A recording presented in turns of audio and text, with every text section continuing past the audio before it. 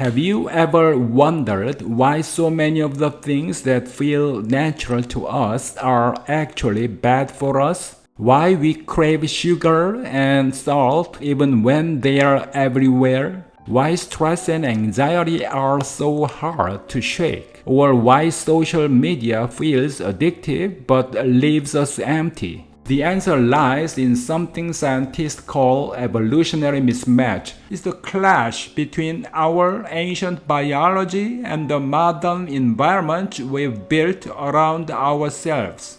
We are, in a very real sense, Stone Age beings living in a space age environment. Our bodies and minds were shaped over hundreds of thousands of years in a world of scarcity, danger, and constant movement. But in just a blink of evolutionary time, we've surrounded ourselves with supermarkets, glowing screens, and sedentary jobs. Our genes haven't had time to catch up. And the gap between who we were and the world we've created is where the trouble begins.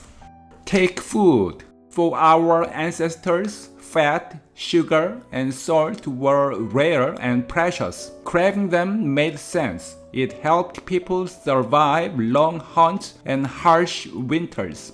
But today, the food industry exploits those same cravings, offering us an endless buffet of processed, hyper-palatable products.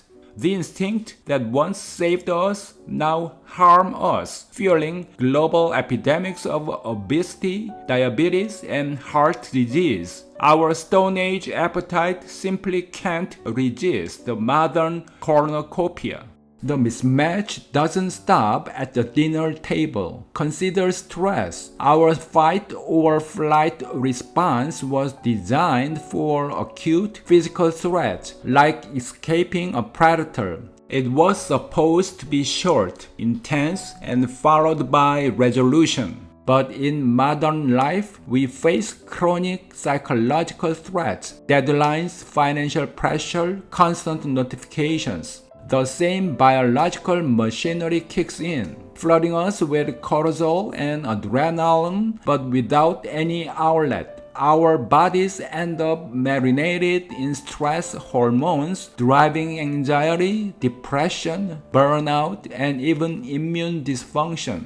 Or take sleep. For millions of years, human rhythms were synced to the rising and setting sun. But now, artificial lights and glowing screens keep us awake long past dusk. That disruption of our natural cycles doesn't just make us groggy. It harms memory, immunity, and long-term health. And then there's our social wiring. In the small bands we once lived in, reputation and belonging were literally matters of survival. That's why we are so finely tuned to social judgment and exclusion. But social media hijacks this instinct. It dangles the promise of connection and validation through likes and followers, while amplifying envy, comparison, and shame. Instead of curing loneliness, it often deepens it.